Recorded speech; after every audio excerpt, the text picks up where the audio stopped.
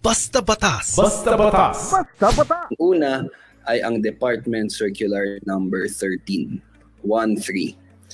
So ang ginagawa po ng Department Circular na ito ay mandato na po ang performance ng autopsy sa mga individual na namatay under suspicious or violent circumstances. So dati po, hindi po mandatory ang pagko-conduct ng autopsy sa mga individual na namatay under these circumstances. Ngayon po, kailangan na po na magkaroon ng autopsy. So, ang ginagawa po nito ay at least ngayon, malalaman po natin na kung medyo sketchy po yung pagkakamatay ng tao na ito, pwede po investigahan at pwede pong makuha ng evidence ang fiscal para masampa ang kaso kung may any form of wrongdoing po.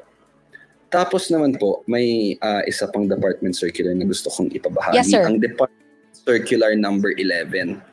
So, ang Department Circular po na ito ay regarding po sa bail.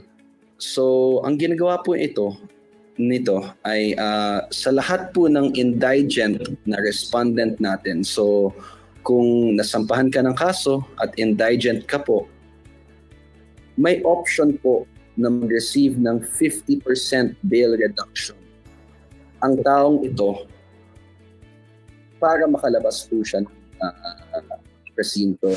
Basta Batas. Basta Batas. Basta Batas.